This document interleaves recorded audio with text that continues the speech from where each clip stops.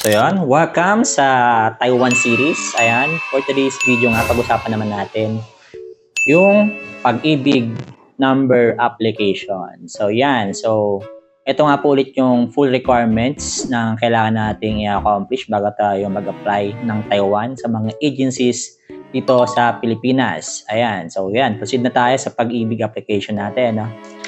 So ang recommended process or option is pag-online tayo. Ayan. So, meron po kasing tatlong process ito. Pwede tayong mag-online or option. Online application, which is highly recommended. Or mag-contact ng chat support.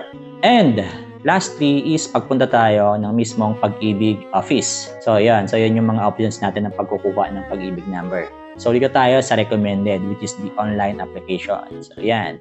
So, una natin gagawin, punta tayo ng Pag-ibig website. Ito po yung website nila. And be a member. Ayan, punta tayo ng be a member.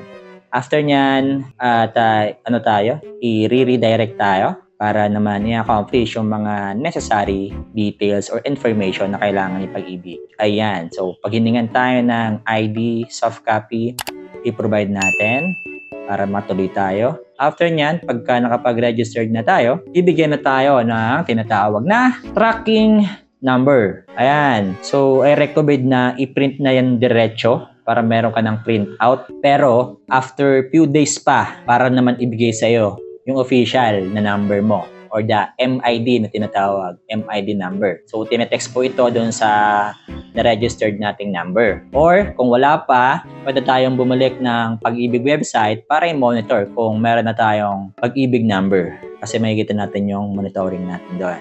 So, yan. That's it for today's video. My name is Raymond Guerrero.